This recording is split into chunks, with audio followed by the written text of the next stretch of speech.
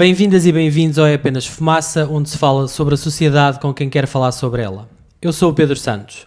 Hoje temos como convidada Rita Silva, ativista profissional pelos direitos dos animais, presidente da Associação Animal Vegana. Bem-vinda. Olá, Pedro, obrigada.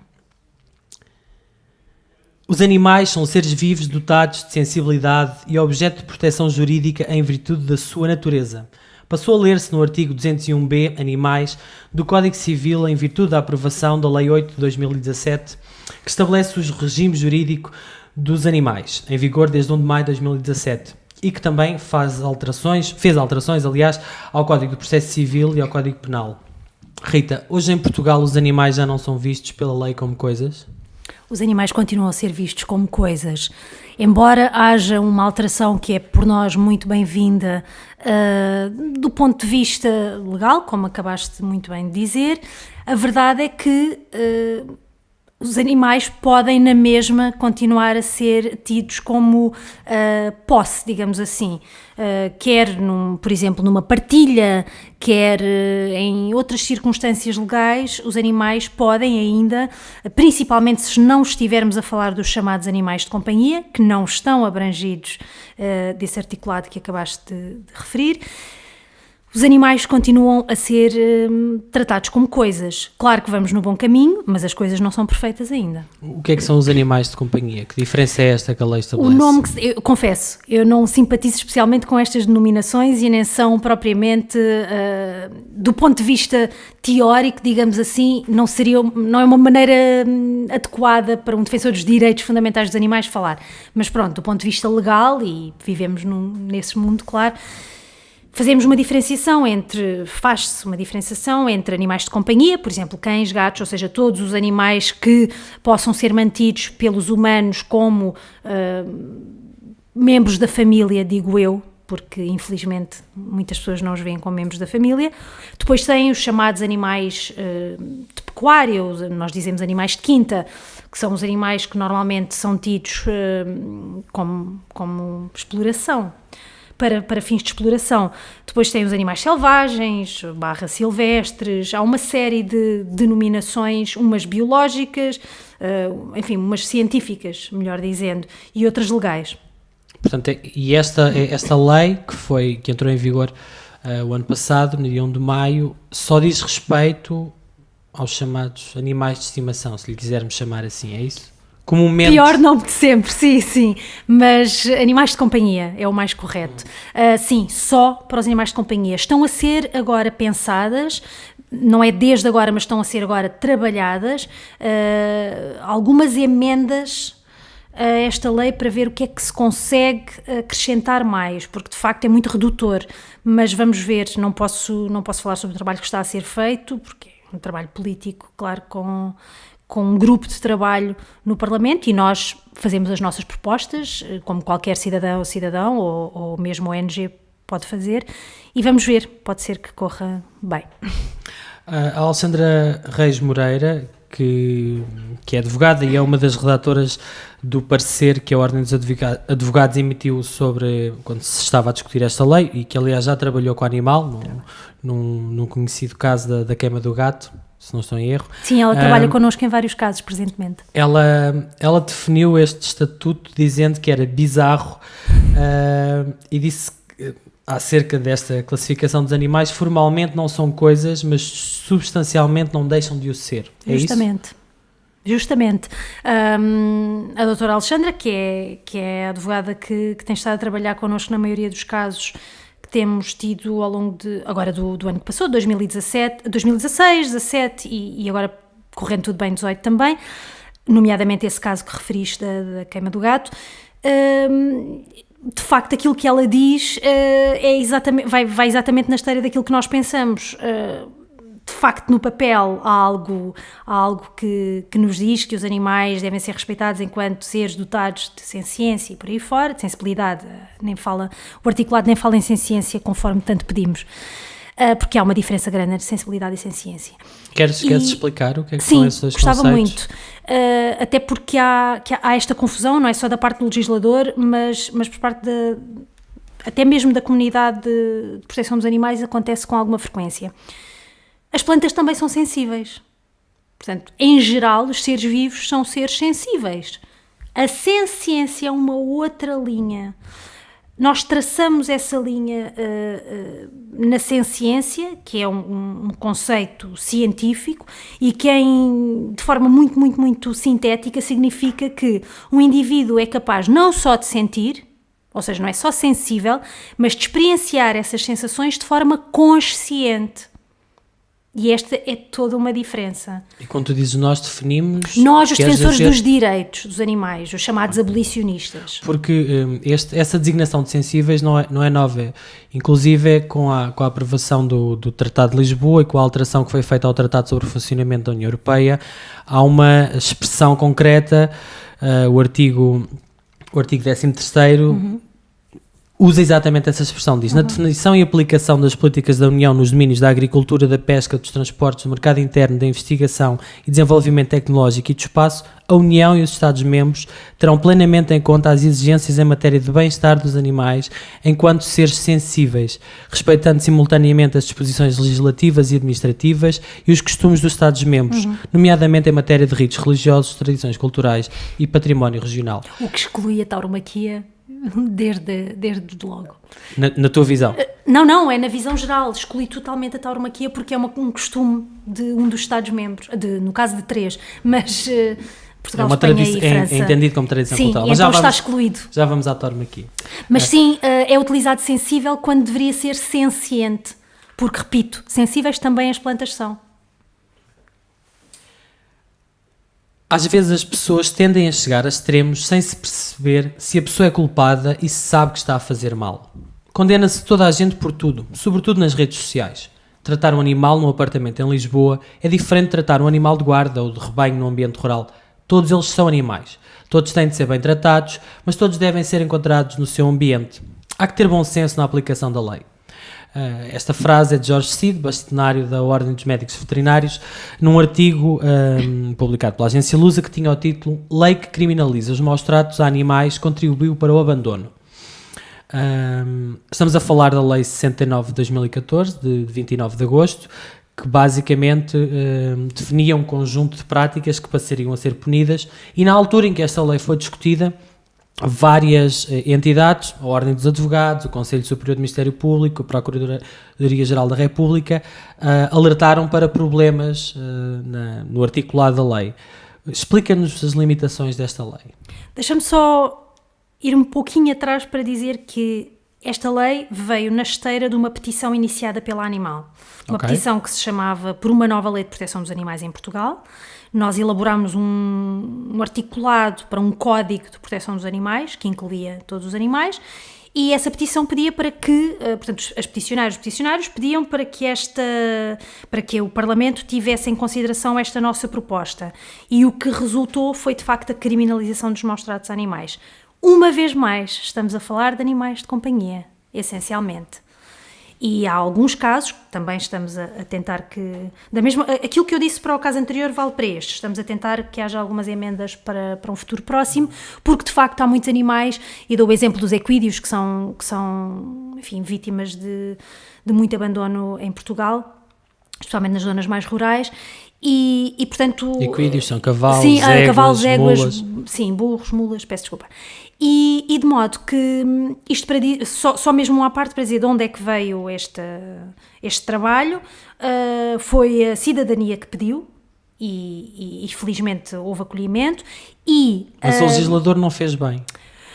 Mais uma vez, isso? Podia ter feito melhor. Não quer dizer que não tenha sido um bom passo, nós vimos-lo com bastante agrado, mas já que se vai legislar, às vezes pode-se chegar um pouquinho mais longe. Compreendo perfeitamente. Mas quais são os problemas em concreto, as limitações desta lei? As limitações têm a ver essencialmente com esta questão É claro que, vamos lá ver, o mundo não se torna vegano amanhã, e é natural que não possamos incluir todas as práticas de exploração dos animais aqui, porque isso significaria que iam acabar todas as atividades de exploração de animais. E isso, sim, essencialmente, mas outras. E claro que Claro que é isso que nós queremos, mas obviamente que o legislador não pode fazer isso e nós sabemos que as coisas não acontecem da noite para o dia e nem seria, na verdade, execuível que isso acontecesse. Contudo, podiam ter sido incluídos casos, por exemplo, como dos equídeos, que são tão comuns, e os maus-tratos a animais, mesmo que sejam outros animais, que sejam até, utilizados com fins alimentares, experimentais e outros, mas sem tudo o que tivesse a ver com maus-tratos. Como é que eu hei de explicar isto de forma... Vamos ver. Aquilo que se faz em pecuária são formas de maus-tratos, sim. Mas há um caminho, imaginem, o não atordoar de um animal que é tão comum antes de, embora seja ilegal, mas antes de ir para uma linha de abate, por exemplo, isso deveria constituir um crime, na minha modesta opinião. Não sou jurista, mas padeço de uma coisa que é senso comum. Mas há imensa legislação que regula que não é minimamente bem-estar animal. Pois, mas que carece de fiscalização eficaz. Europeia, na verdade. Sim, também. Carece de fiscalização, que depois foi transposta para o direito interno e que de facto existe e até há uma espécie de manta de retalhos, há muita coisa, muitas peças legislativas. Mas depois há um problema, como é geral aqui em Portugal, infelizmente, de aplicação da legislação, por conta de haver um grave problema de fiscalização. E as coisas vão passando. E eu posso falar perfeitamente à vontade disto, porque eu vi muitos casos, quando fazia investigação, vi muitos casos de animais que não foram atordoados.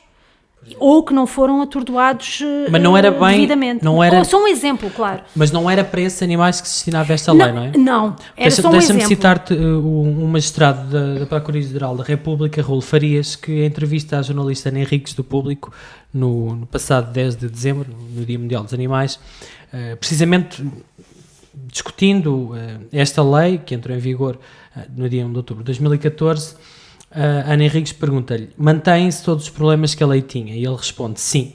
Se der um pontapé no animal e por alguma razão ele morrer, não sendo essa a minha intenção, essa ação será punida. Mas se lhe der um tiro na cabeça e não houver sofrimento, posso não o ser.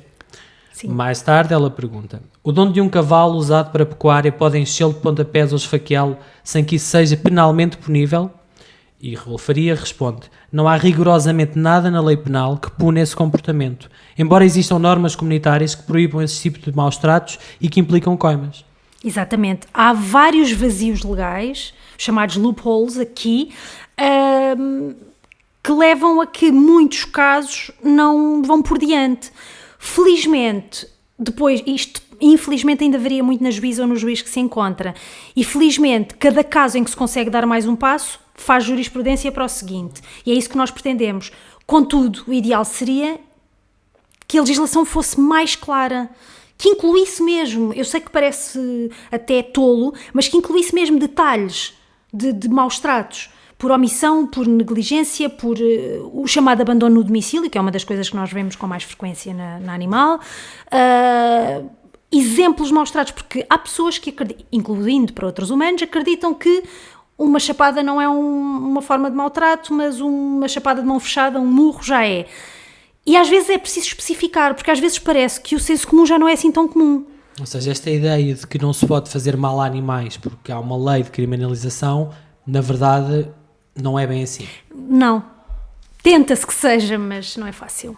Continuando na senda das leis, porque os últimos anos foram bastante profícuos em produção de legislação, no que toca à defesa dos direitos dos animais, há de entrar em vigor em outubro deste ano, por causa da Lei 27 de 2016, a proibição do abate de animais errantes como forma de controle da população, privilegiando a esterilização. E essa lei aprovou também medidas para a criação de uma rede de centros de recolha oficial de animais e para a modernização dos serviços municipais de veterinária. Na prática, isto significa que vamos deixar de abater animais nos chamados centros de recolha oficiais, que são canis e gatis municipais. É isso? Deveria ser, sim. Temos um grave problema de estrutura. As estruturas dos vulgos canis municipais, que são, na verdade, centros de recolha oficial, é o nome oficial. A maior parte destes locais são estruturas baseadas naquilo que se fazia nos anos 50. que estão absolutamente inadequadas. Não só inadequadas em termos daquilo que se sabe hoje sobre as necessidades dos animais, e naturalmente que conceber que os animais podem estar bem nas chamadas boxes, ou seja, que os animais podem estar... É conceber que os animais podem estar em caixas. Não me interessa quão grandes são as caixas, lamento. Em caixas de cimento. Essa concepção que é absolutamente ultrapassada, está absolutamente ultrapassada... Mas é isso que está na lei. Sim, acaba por... Mas atenção a uma coisa muito importante. A lei estabelece mínimos. A lei não estabelece máximos. À medida que nós vamos evoluindo enquanto sociedade e à medida que vamos aprendendo mais, em que a ciência nos vai explicando mais sobre as necessidades, características naturais dos animais, nós devemos, digo eu, enquanto humanos, enquanto sociedades humanas civilizadas e modernas, ir também avançando ao mesmo tempo que vamos sabendo mais. Claro que há algumas exceções, de facto, e que são meritórias, mas são só isso, exceções. Esse é o problema e importa dizer que enquanto não se mudar a mentalidade de que os animais se podem manter daquela forma, e atenção porque também nessa altura o número de animais era muito menor, portanto não havia o boom de reprodução descontrolada que houve e que faz com que haja a sobrepopulação que há hoje de cães e gatos, por exemplo. Os locais não têm como acolher estes animais, não têm como os manter dignamente e depois não têm estruturas decentes para os encaminhar para a adoção. Então, o que tu estás a dizer é que quando chegarmos a outubro deste ano as câmaras não vão estar preparadas para aplicar a lei. Não vão. Porque aquilo que a lei obrigava era que esses centros, esses canis se e gatis fossem reformulados, não foram. Alguns estão a trabalhar nisso, mas as respostas que temos recebido por parte temos recebido por interposta da pessoa, porque ninguém nos responde diretamente, temos sempre que fazer pedir a grupos parlamentares para fazerem as perguntas. Porque a portaria que regulava a aplicação da lei previa programas de instalação e incentivos financeiros. O Orçamento de Estado de 2018 prevê algum valor? Prevê sim, não te consigo dizer de cabeça, porque é muita coisa e eu não consigo, mas prevê sim, mas é irrisório, a verdade é essa. Houve propostas de vários grupos que foram acolhidas, grupos parlamentares que foram acolhidas e de facto há dinheiro previsto para entrar nestas reformulações, mas não há formação é que Portugal não é só Lisboa. E não há formação adequada dos funcionários, dos próprios médicos veterinários municipais, lamento dizer isto, mas muitas destas pessoas são da velha guarda, e não digo velha guarda, não estou a ser discriminatória com base na idade, mas são pessoas que, muitas delas nunca trabalharam com pequenos animais, ou seja, nunca trabalharam com cães e gatos, nunca fizeram clínica na vida, e para elas são só números que vão entrando e saindo. Portanto, tu achas que é um problema. O espírito da lei, que era terminar com os abates, não vai ser cumprido?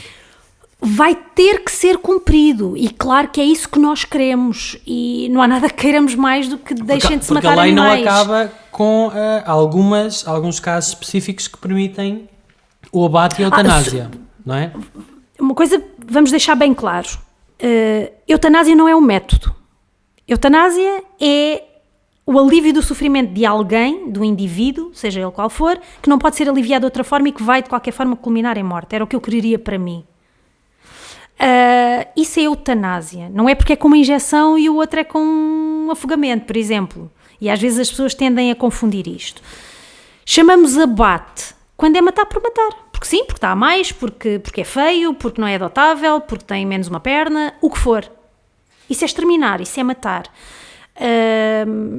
Está previsto, de facto, como naturalmente seria, casos destes em que, de facto, não haja tratamento nem cura e o animal esteja num sofrimento tremendo, que se acabe com esse sofrimento com a morte, aquilo que chamamos de eutanásia.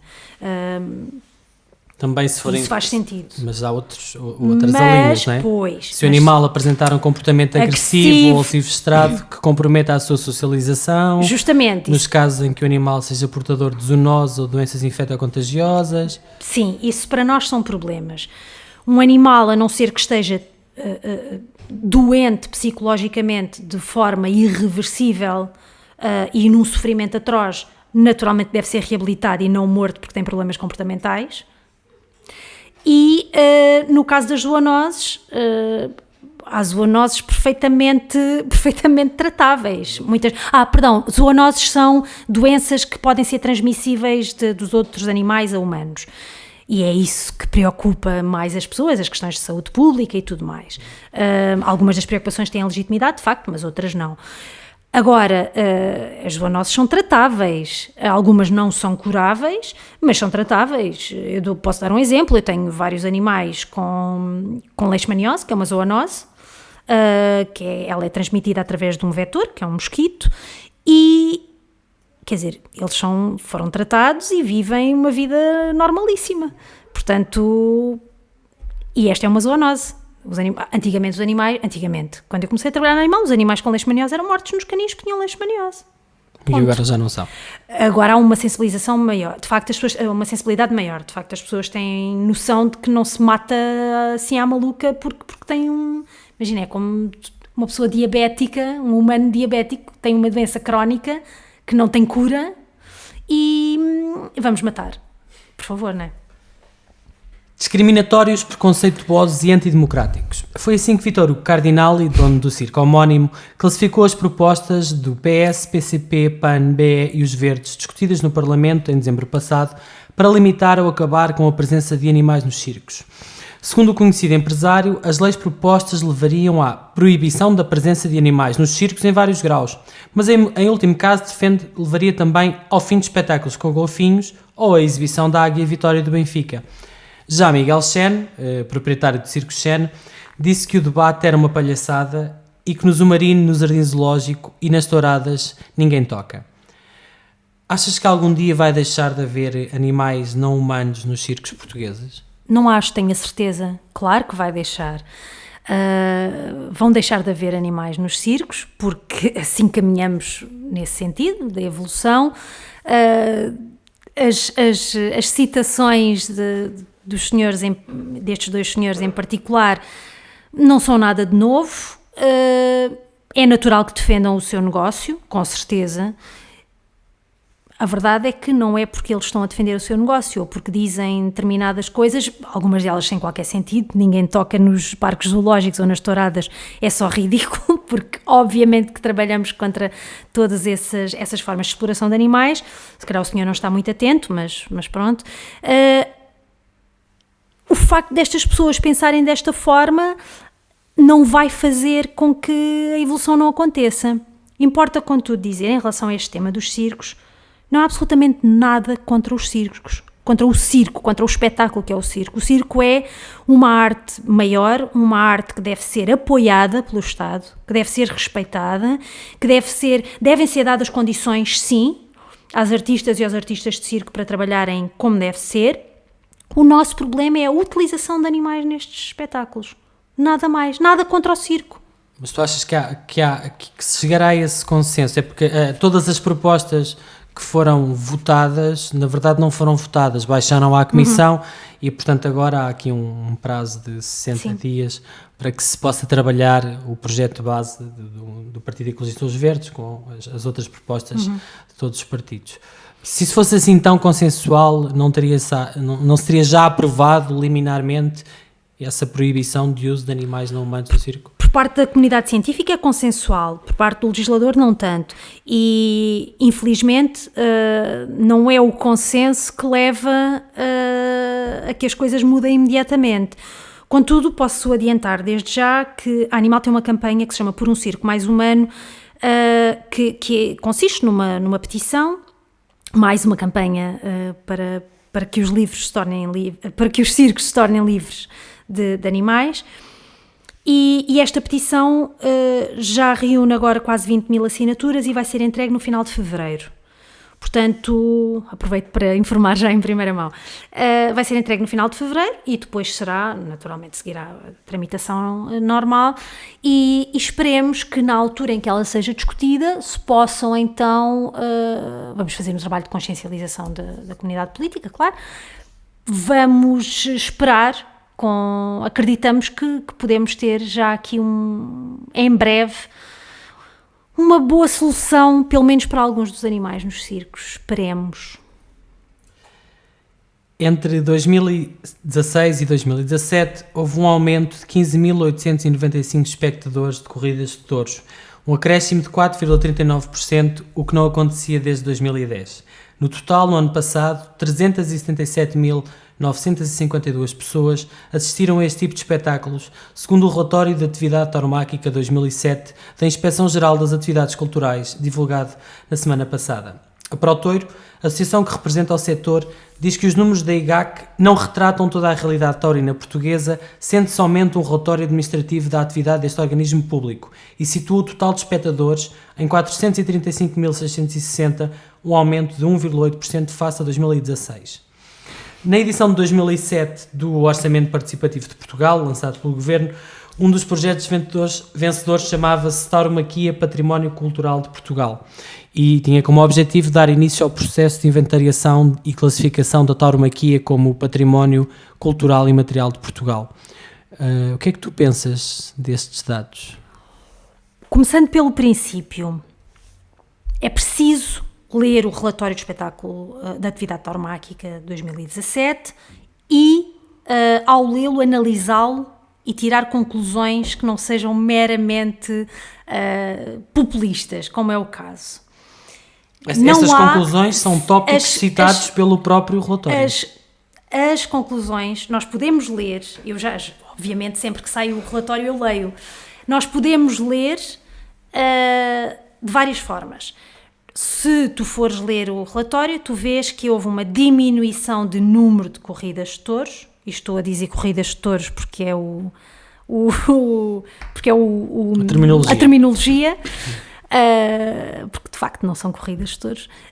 Houve uma diminuição e houve um aumento de espectadores. Importa ir ver quando é que esses espectadores aumentaram. Foi em corridas televisionadas? Onde é que foi? É preciso ir ver todos estes detalhes para perceber onde é que houve um aumento. Não é assim tão simples. Grave é... O aumento foi global, isso não há como dizer. Há como dizer sim, porque podemos ir por praças. Sim. Agora, saber o que é que aconteceu em cada praça. Foi televisionado ou não. Sim, mas também te posso dizer que as praças que mais tiveram espectadores foram as praças fixas e não móveis. Justamente, como é natural. Importante. Quero fazer referência a uma coisa que essa Federação de Tauromáquicos veio dizer, que é muito grave. Veio dizer que nós não podemos olhar para o relatório como estando a dizer tudo sobre o que se passa em tauromaquia. Então sim, quer dizer que há coisas ilegais a acontecerem?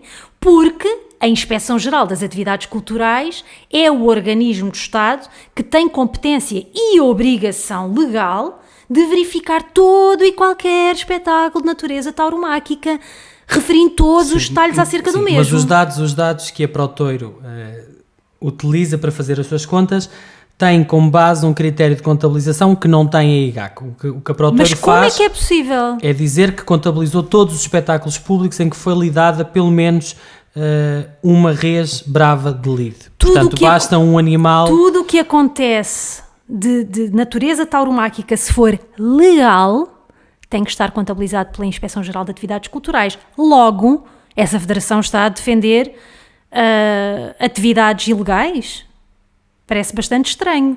Não sei. O argumento da análise feita pelo IGAC diz que na elaboração deste resumo estatístico foram usadas como fontes os dados da Associação Nacional de Toureiros e da Associação Portuguesa de Criadores de Touros de Lide, sendo cruzados entre si. Outra dos destaques da Protoiro é o facto de terem tido quase 2 milhões de telespectadores em corridas televisionadas, 3 da RTP1 e em 2017 uma que não tinham tido no ano anterior, que foi a TVI. Sim. Isso não significa que o povo esteja mais aficionado, de todo. Achas que há uma maioria de pessoas em Portugal contra as touradas? Acho, tenho a certeza. Há uma maioria de pessoas contra as touradas. Principalmente as pessoas que não estão ligadas a famílias com cultura tauromáquica enraizada, naturalmente. Porque essas pessoas cresceram daquela forma, os seus antepassados viveram dessa forma e dificilmente irão mudar. Isto não é um bocadinho paternalista? Não, de forma nenhuma. Pelo contrário, é a forma de compreender que, de facto, aquelas pessoas viveram naquela cultura sempre. São raríssimos os casos de pessoas de famílias tauromáquicas, de famílias enraizadamente tauromáquicas, que saem desse caminho. É raro, porque é natural quando nós crescemos numa determinada cultura e vivemos nessa cultura, porque depois muitas destas pessoas são empresárias tauromáquicas e trabalham enfim, nessa área, naturalmente que não se vai esperar que os seus filhos que estão a viver no mesmo núcleo não sejam aficionados. Com certeza que isso é perfeitamente natural e não é de todo condescendente ou paternalista. Então o que tu estás a dizer é que há uma minoria de famílias Sim. que impõem a tourada em Portugal? Que mantém mais do que impõe, porque eu não quero dar esse poder à tauromaquia. A tauromaquia não tem o poder de impor coisa nenhuma. Ela ainda é legal e, portanto... Mas se tu dizes que a maior parte dos portugueses e das portuguesas são contra as touradas... Acredito. Acreditas nisso, não é? Se isso fosse verdade e se os portugueses e as portuguesas quisessem mesmo que as touradas acabassem, os partidos políticos, por exemplo, não tinham já resolvido o assunto? Não, um problema fortíssimo dentro do Parlamento é o lobby tauromáquico, fortíssimo, principalmente numa parte da esquerda e na maioria da direita, que está ligada a muitas daquelas pessoas, muitas das deputadas e deputados, e eu sei do que estou a falar porque é o meu trabalho, são pessoas cujas famílias estão ligadas à indústria tauromáquica. No caso mais da direita, no caso de uma facção da esquerda, tem a ver com as autarquias que detêm e que são de zonas onde ainda há alguma tradição tauromáquica, do PCP, por exemplo. E estou a falar depois do PSD e do CDS-PP, que têm muitas pessoas ligadas à indústria tauromáquica, e à caça, e a outras... Há vários deputados assumidamente aficionados do PS. Depois, era o que eu ia dizer, depois há, da mesma maneira como há deputados do CDS-PP e do PSD, claro, contra as touradas, mas estamos a falar só genericamente, claro, não estamos a particularizar. O grande problema mas porquê é que então ainda não foi proibido se a maioria tal? O grande problema em Portugal, em geral, e isto reflete-se na tauromaquia, como se refletia, por exemplo, no caso da violência doméstica, na violência de género, é a maioria silenciosa. São as pessoas que, parece que, mesmo passado este tempo todo, depois de já estarmos em democracia, as pessoas continuam a ter alguma dificuldade. Agora sim, já é uma cultura um pouco mais ativista, mas as pessoas têm alguma dificuldade em dizer o que pensam e mantém-se um bocadinho aquela ideia do é proibido proibir. Não, pronto, quem não gosta não vê, quem gosta vê. Eu não gosto. Aqui não se trata de gostar ou de não gostar. É um bocadinho entre marido e mulher não se mete a colher. Eu não gosto que o meu vizinho bata na mulher, mas pronto, eu não tenho nada com isso. Não. É uma questão pública. Mas se é uma questão de violência. As pessoas, elas não reagiriam? Coloco-te a mesma questão em relação a tudo o que se passou até muito, muito, muito recentemente, poucos anos atrás, quando a violência doméstica passou a ser crime público. E incomodava as pessoas naturalmente, porque a não ser que tenhamos um problema de sociopatia ou o que for, nós não apreciamos a violência. E a tauromaquia não é mais do que violência. Exercida contra animais e exercida também, muitas vezes contra humanos, que vão à frente, e exercida também contra crianças. Por isso é que a ONU declarou que os países que ainda têm tauromaquia devem afastar a sua infância da tauromaquia porque é uma atividade violenta. Ora, se o Comitê de Defesa dos Direitos das Crianças e dos Jovens da ONU, ou seja, não há autoridade internacional maior para a proteção das crianças, pediu para se afastarem as crianças e os jovens, quer do trabalho na tauromaquia, quer da assistência na tauromaquia, porque isso os desensibiliza e é violento, quer dizer, alguma coisa deve ser feita para que isto aconteça. Portanto, achas que não há hipótese nenhuma de a tauromaquia poder vir a integrar uma lista de património cultural e material português? Português, eventualmente, porque... Mais uma vez o lobby trabalha e não sabemos o que é que vai acontecer. Este concurso que houve e que teve... Orçamento Participativo de Portugal. Sim, foi um concurso, na verdade. Estas pessoas votaram e ganharam. Teve 5.792 foram 5 mil votos. Pessoas, pronto. Que votaram, 6 mil pessoas que votaram, naquele projeto. Não significa que aquilo vá ser tornado património cultural e material de Portugal. Não está... Sim, não é isso. Vai haver um trabalho, é dar início ao processo. Dinheiro vai para... Exato, vão trabalhar pessoas para fazer uma recolha de informação e por aí fora. Agora, uma coisa posso dizer desde já, A Unesco não tem qualquer interesse na tauromaquia. A tauromaquia, nos 9 países, agora 8, já tentou várias vezes inscrever algumas práticas tauromáquicas como património cultural e material da humanidade e houve zero acolhimento por parte da Unesco. E até à data, daquilo que nós sabemos e das informações que temos a partir da Unesco, há zero interesse. Portanto, claro que começar por Portugal é uma forma, como acontece em Espanha, com o bem de interesse cultural e por aí fora, é uma forma depois de querer chegar a património cultural e material da humanidade, mas isso não vai acontecer. Quando nós comparamos a legislação portuguesa de defesa dos direitos dos animais não humanos com as de outros países, por exemplo, na Europa e no resto do mundo, que países é que tomam a dianteira? Onde é que nós estamos? É um exercício injusto, mas se tivesse que descrever um exemplo ou alguns bons exemplos, em que lugar do ranking é que está Portugal nesta matéria? É ingrato, sabes? Porque, eu dou um exemplo. Na Finlândia há legislação bastante boa de proteção dos animais, na Suécia, idem. Mas depois temos, por exemplo, como para nós a tauromaquia é um flagelo, nós aqui no Sul, no caso deles são as quintas de peles. No caso de Inglaterra é a experimentação animal. Por muito avançada que a legislação seja, e há uma consciência muito, muito forte em relação ao abuso de animais, e para estas pessoas é aberrante que exista, por exemplo, tauromaquia, não é? Maltratar animais para fins de entretenimento. As quintas de peles, que são um sítio infernal, são parte da cultura e mesmo assim estão já em vários países cá, destes que estão... Também temos quintas de peles em Portugal. mas felizmente muito pouco e cada vez menos, porque não vinga aqui. Mas em países destes, como a Finlândia, a Noruega, a Suécia, já se estão a tomar medidas mesmo para estes... A Noruega foi agora a última, há poucos dias. Até 2024 acabam as quintas de peles no país todo. Claro, tem que haver Portanto, quintas de peles são quintas onde se criam animais para extração do seu pelo, sim. Portanto, coelhos, chinchilas, raposas, martas, animais que tenham pelo, basicamente, que seja para estes fins.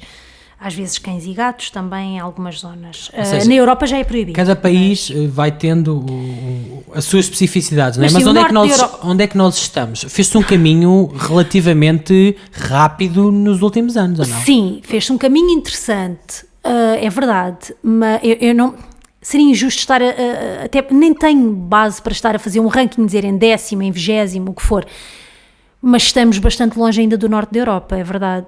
No norte da Europa sendo que o norte da Europa é o melhor sítio. É o menos mau para os animais, sim, é o menos mau para os animais. Há uma consciência muito maior, mesmo em questões de veganismo. Por exemplo, a Alemanha é um país onde o veganismo está... Já lá vamos. Em todo o lado. Mas vais explicar isso. Mas pronto, seja como for, já estivemos muito pior e eu noto nos últimos 10, 15 anos as coisas melhoraram bastante. Mas as alterações que vão havendo parece que vão sempre deixando umas migalhas para trás. Como estas que falámos há pouco. As leis que falámos ao início, não é? Tu achas que o facto de o PAN ter um deputado no Parlamento deu mais visibilidade às reivindicações de quem luta pelos direitos dos animais? Sim, claro. Naturalmente que, tendo um partido que tem animais no nome, com uma representação parlamentar, obviamente que há um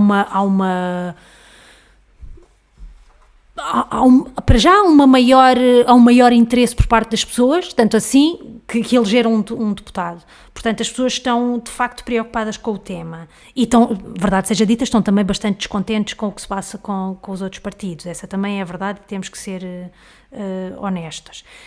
Mas o PAN tem feito de facto um caminho no Parlamento muito interessante, porque se ao início havia toda uma gozação e até faltas de respeito, eu ainda cheguei a ver a partir das bancadas algumas faltas de respeito, quando o deputado se dirigia ao púlpito ou coisas do género. Hoje há um respeito maior e não passou assim tanto tempo, é verdade. Portanto, sim. Passou-se muita legislação relativa aos direitos animais, desde que o PAN também está no Parlamento, não é? Sem desprimor aos partidos que já o tinham feito antes, é importante não esquecer isso. Mas, claro que se há um partido que se dedica muito mais a este tema, só será natural que assim seja, e o trabalho parece estar a dar frutos. E de que forma é que ter um partido que tem essa bandeira ajuda ou atrapalha o trabalho das associações de defesa dos animais? Uma ONG é uma ONG e um partido é um partido. Importa não confundir os papéis de ambas as instituições. Importa nem um partido tentar funcionar como ONG ou pretender funcionar como ONG, nem o contrário acontecer. Portanto, são trabalhos, na verdade, complementares. Eu posso falar apenas do ponto de vista da Animal. Nós não tratamos nenhum partido político, a não ser, obviamente, o PNR, porque para nós não existe, porque defende coisas contra as quais nós nos posicionamos. Portanto, para nós não existe, mas falando de todos os partidos que têm assento parlamentar, nós trabalhamos com todos por igual, independentemente de terem animais ou não no nome. Nós independentemente de terem mais gente aficionada na bancada ou menos? Sim, independentemente. Nós trabalhamos com todos por igual. Pedimos coisas a todos por igual. Na verdade, nós fazemos um esforço grande por sensibilizar ainda mais aqueles partidos que não estão convencidos, não é? E resulta? Em alguns casos, sim. Olha, por exemplo, no caso da criminalização dos maus-tratos a animais, resultou. Resultou para quem? Quem é que se convenceu? Por exemplo, vários deputados e deputadas do PSD e do CDS-PP. Que há uns anos não estariam disponíveis para... Sim, há maior abertura, temos que ser verdadeiros com isso. E mesmo no próprio PS, claro que há muita gente aficionada, mas há uma maior abertura. O PCP, à partida, tem pronto, é mais ligado a estas causas, tirando a questão da tauromaquia e uma outra coisa mais, mas, enfim, tem tido algumas iniciativas também. Os Verdes, felizmente, cada vez tem-se notado o percurso do Partido Ecologista, os Verdes, ao longo dos anos tem sido cada vez mais firme na sua individualidade e está muito aberto já, por exemplo, o Partido Ecologista, os Verdes, antigamente não era abertamente contra as touradas e hoje é, abertamente. Claro que há câmaras municipais nas quais estão coligados com o PCP, mas os Verdes, propriamente ditos, têm uma postura já aberta e isso é muito positivo. Depois, claro, o Bloco tem uma postura abertamente contra as touradas e a favor da proteção dos animais e, claro, o PAN, obviamente. Portanto, sim, há maior sensibilização. Claro que isso muda de legislatura para legislatura, mas não tem vindo a piorar. Não tem vindo a piorar. Quem os salva? O mundo escondido dos maus-tratos a animais em Portugal. Era este o título da capa da revista Visão, de 4 de janeiro de 2018, e contava a história de centenas de cães em situações de negligência em abrigos de associações de animais, e nomeadamente o Abrigo de Paredes, a Associação de Proteção de Animais, e um outro abrigo chamado Cantinho das Quatro Patas. Pelo menos eram estas as alegações. Quem é que protege os animais dos seus supostos protetores, sejam organizações ou pessoas, quando estes passam a ser agressores ou se tornam negligentes? Quem deve defender é a lei, não é? A lei é igual para todos, nenhuma nem nenhum de nós está acima da lei. Honestamente, pouco me importa se nos chamamos Cantinho das Patas, ou Animal, ou o que for, ou Dona Maria da Esquina. Todas e todos nós temos a obrigação moral de respeitar os animais, não temos que gostar deles, temos que os respeitar e, nos casos em apreço, temos que cumprir a lei. Ponto. Se possível, ir até mais além, fazer ainda melhor do que a lei prevê. Portanto, há casos pontuais, como estes que foram apontados. Eu não conheço estes em particular, mas conheço outros. Há, de facto, problemas, sim, porque há problemas dentro da comunidade, da mesma forma como há fora da comunidade de proteção dos animais. Não há uma fórmula, melhor dizendo, para fazer o melhor possível com muito pouco. O problema é que depois as pessoas vão fazendo com muito pouco aquilo que acreditam que é o melhor, mas que para os animais não é o melhor. Se calhar é melhor para a sua consciência, mas para os animais não é. É muito fácil para nós perdermos o foco, muito fácil, e daí ser tão importante que as pessoas que cuidam de outros indivíduos tenham apoio também, e falo de apoio psicológico também. Eu falo por mim, que o tenho, e que o tenho há muitos, muitos anos, e que não poderia fazer este trabalho se não o tivesse. E falo abertamente sobre isso porque acho que deve ser um tema aberto e as pessoas devem pedir ajuda quando não conseguem sozinhas. Porque, de facto, as causas sociais, toda a gente que trabalha com vítimas tende a queimar, tende a ter problemas de foco. E esta causa não é menos do que as outras. Mas são muito frequentes estas situações? São frequentes, infelizmente são frequentes. Há o chamado síndrome de Noé, que é o hoarding, a acumulação de animais, em que as pessoas acreditam... Aliás, o PAN está a tentar regular...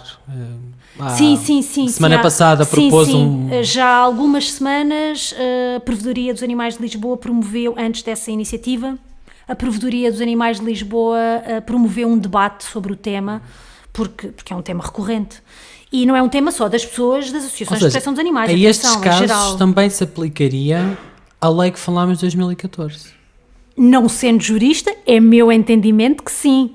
Espero que seja entendimento das restantes pessoas, por muito impopular que a minha opinião seja. Porque, repito, pouco me importa a intenção das pessoas, neste caso em particular, se isso resultar no dano no sofrimento para a dos animais. Saúde e para a física e psicológica dos animais. Falando nessa saúde física e psicológica, a Animal tem lançado várias campanhas contra a utilização de animais em testes científicos e de experimentação e, segundo o vosso site, esta prática é anticientífica. Sim.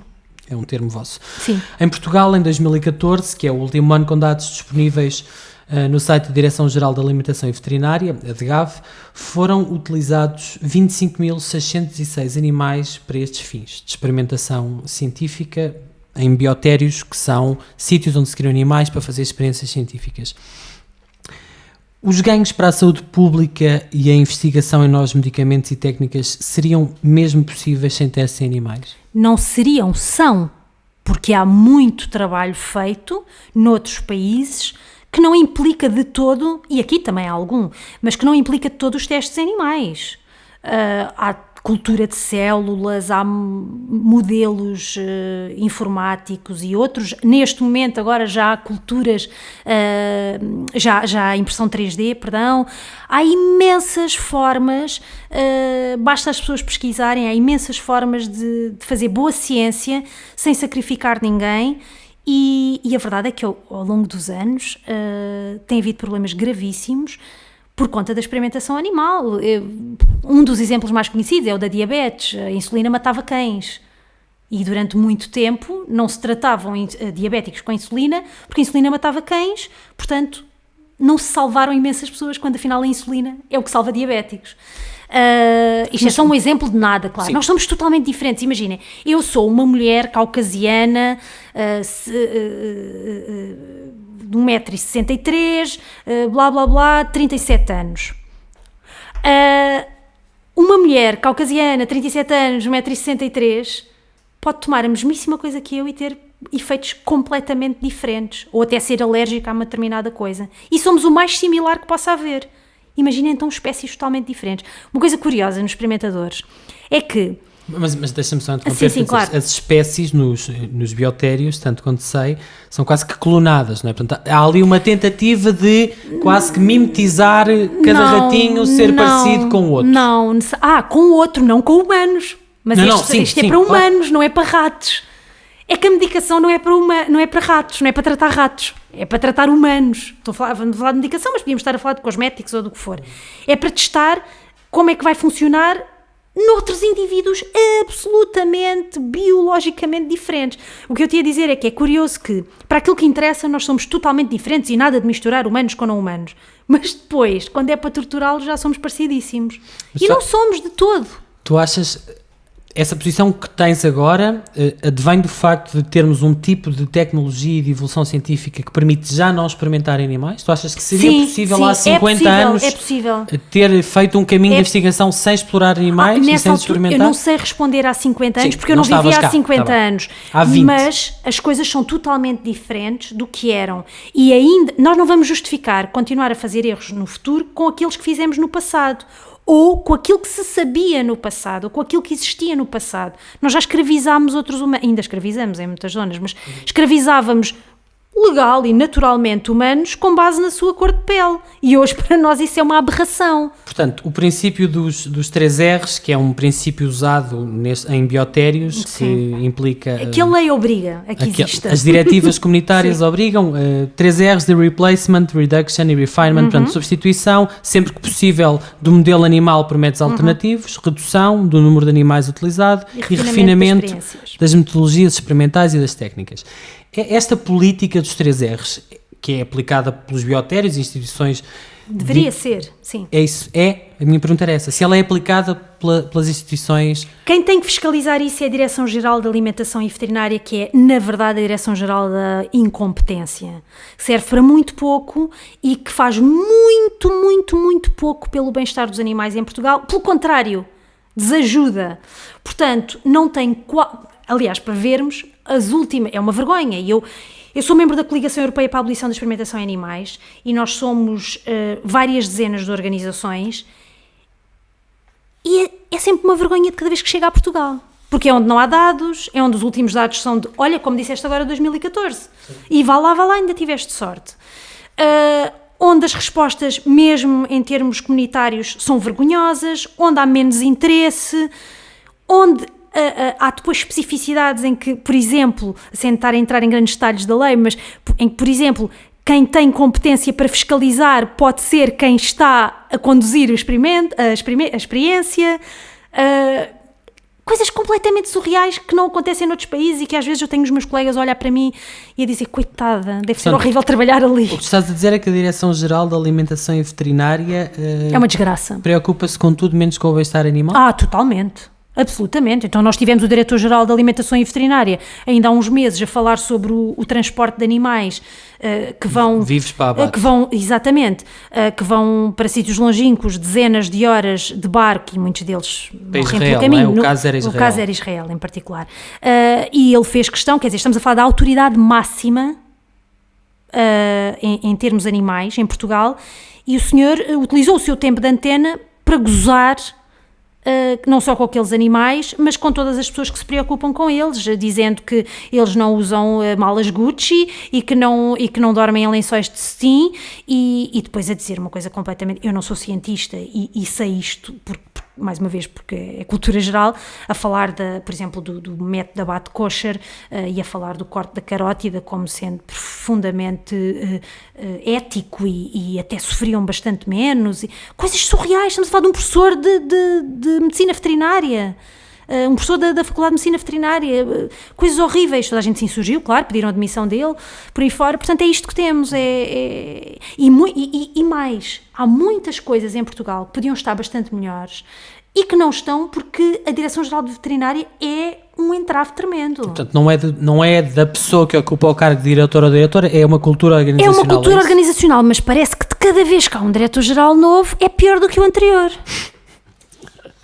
Rita, mudando para um assunto que tu há pouco falaste, apresentámos-te como vegana e gostávamos que tu explicasses às pessoas o que é ser vegana e sobretudo que tentasses fazer aqui um bocadinho a diferença entre que há bastante confusão, o que é um vegetariano ou uma vegetariana, o que é ser ovo-lacto-vegetariano, quais são as diferenças entre ser vegano, vegetariano, ovo-lacto-vegetariano. Eu cada vez gosto menos de rótulos, confesso, mas as coisas são o que são. Então, uma pessoa vegana é uma pessoa que tenta, até à máxima extensão do possível, claro, abster-se do consumo de produtos de origem animal, sejam eles para consumo alimentar, vestuário e outras coisas, por exemplo, não utilizar produtos testados em animais, não visitar espetáculos onde sejam utilizados animais, onde se explorem animais, ou seja, é levar até à máxima extensão do possível a abstenção de serviços, produtos e afins de onde que venham da exploração de animais, exploração / utilização de animais. Uma pessoa vegetariana, na verdade vegetariano deveria ser pessoa que se alimenta de plantas e por aí fora. Mas o veganismo não é só uma dieta, vai muito além disso, como expliquei antes. Portanto, à partida, quando se diz um vegetariano, uma pessoa vegetariana é alguém que não consome animais, mas consome derivados de animais e veste derivados de animais, se é que se pode dizer Daí assim. o ovo-lacto, é Sim, isso? pessoas que consomem ovos e lácteos. E derivados de leite. Sim, acho que se diz lácteos. Sim.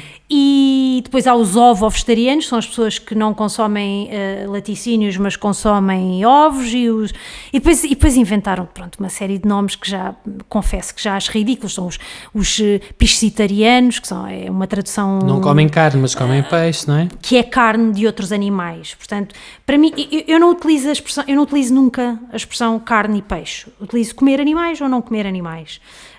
Nós tendemos, desde que nascemos, a utilizar nomes para aquilo que vemos como uma coisa, não vermos a realidade dela. Por exemplo, nós não dizemos, quando somos crianças, mãe, passa-me por favor um porco. Nós não dizemos, quero maçãs de porco, por favor, quero maçãs de vaca, quero maçãs de galinha. Normalmente nós dizemos maçãs de fiambre, maçãs de um bife. Nós damos nomes às coisas para nos desensibilizarmos. Porque se muitos de nós soubessem desde pequenos que o que estão a comer é um animal, e eu conheço várias crianças e fui vendo ao longo do tempo casos com várias crianças que quando perceberam que aquela fatia que viam era, na verdade, aquilo que elas chamavam um porquinho, um porco, ficaram chocadas. É natural, são coisas que nós fazemos culturalmente e que, enfim, que felizmente estão cada vez mais a mudar. Mas sim, o veganismo é isto, não é uma seita, não deveria ser visto como um... É difícil ou é fácil, ou como é que é ser vegano em Portugal?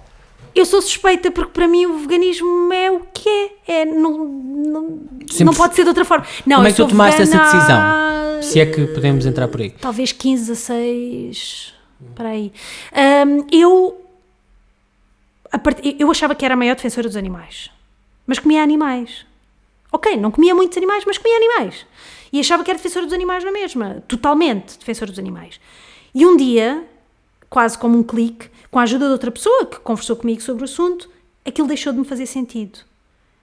E no momento, eu lembro-me perfeitamente do que é que estava a comer, e estava a comer uma refeição que continha animais, e comecei a ficar profundamente mal disposta. Não só fisicamente, mas emocionalmente mal disposta, e nunca mais desde esse dia até hoje consegui comer nada que viesse de um animal. Ou seja, no meu caso foi de um momento para o outro. Não quer dizer que as pessoas devam fazer as coisas assim. Pois, era isso que eu te ia perguntar.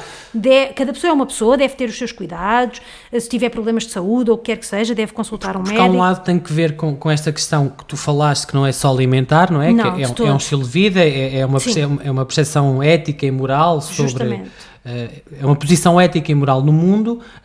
Há pessoas que têm outras alimentações vegetarianas ou ovo-lacto, ou mais relacionadas com as questões ambientais, ou mais preocupadas com o planeta e com essas consequências, um certo meio termo, e não tanto esta questão ética ou moral.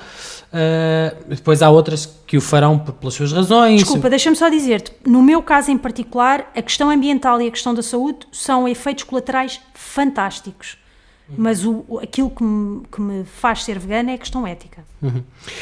Achas que é por causa de uma certa moda, ou por causa de ser cada vez mais falado que o consumo de carnes vermelhas ou de produtos derivados de animais pode ter algumas consequências para a saúde, pelo menos o seu consumo em excesso, que, por exemplo, se soube esta semana que o consumo de leite baixou 1 milhão de litros por mês em Portugal em 2017 e que está a baixar desde 2008. Achas que tem que ver com este lado da opção pela saúde, pelo corpo, pelo ginásio e por um certo mito que anda à volta daquilo que é os efeitos menos bons do leite?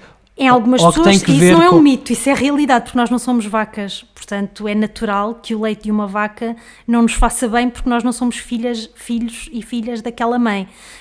Não é natural um indivíduo de uma espécie beber leite, ainda por cima em idade adulta, de outro indivíduo. Nós temos um período de lactência em que mamamos de alguém da nossa espécie, pode não ser a nossa mãe, há amas de leite, para quem não tem leite.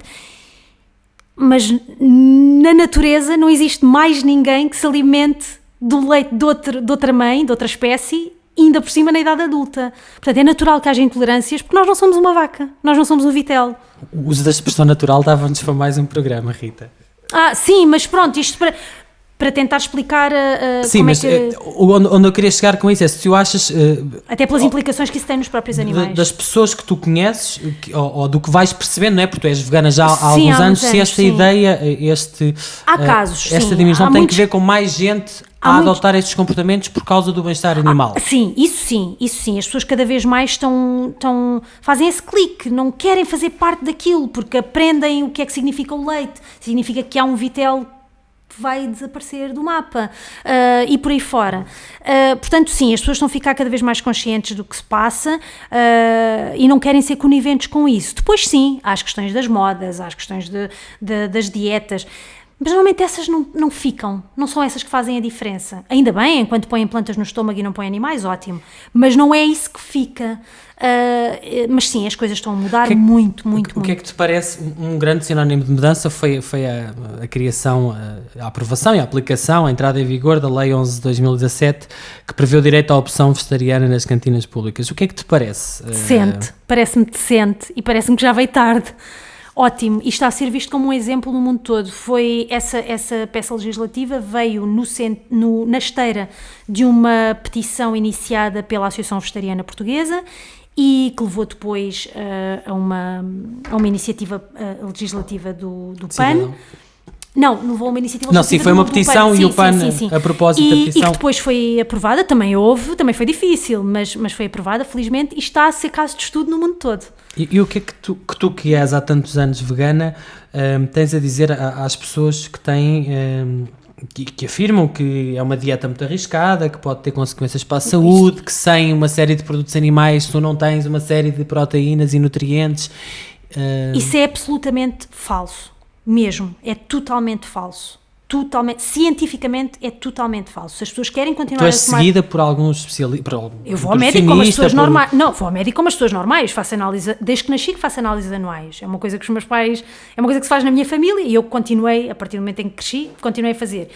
Nunca tive qualquer problema relacionado com a minha dieta. Estamos a falar só de dieta. E não há. As pessoas ou comem em condições ou não comem em condições, independentemente daquilo que comam. Agora, de facto que sabemos que há muito mais problemas de saúde relacionados com o consumo de produtos de origem animal do que o contrário. Há muitos mitos associados ao veganismo, claro que sim, ao vegetarianismo, mas essencialmente ao veganismo, claro que sim, que são isso mesmo, que são mitos. As pessoas querem continuar a comer animais, as pessoas podem continuar a comer animais, naturalmente que não é ilegal, podem continuar a fazê-lo, mas não inventem. Este foi mais um episódio do É Apenas Fumaça, onde se fala sobre a sociedade com quem quer falar sobre ela. Obrigado, Rita Silva, ativista, presidente da Associação Animal. Muito obrigada e esperemos que até breve. O É Apenas Fumaça é produzido por Bernardo Afonso, Frederico Raposo, Maria Almeida, Pedro Zuzarte, Ricardo Ribeiro, Sofia Rocha, Tomás Pereira e por mim, Pedro Santos. A música é dos Lotus Fever. Ouçam mais episódios em apenasfumaca.pt ou no iTunes, SoundCloud, YouTube, Comunidade Cultura e Arte, RUM, Rádio Universitária do Minho e também noutras aplicações de podcast. Até já!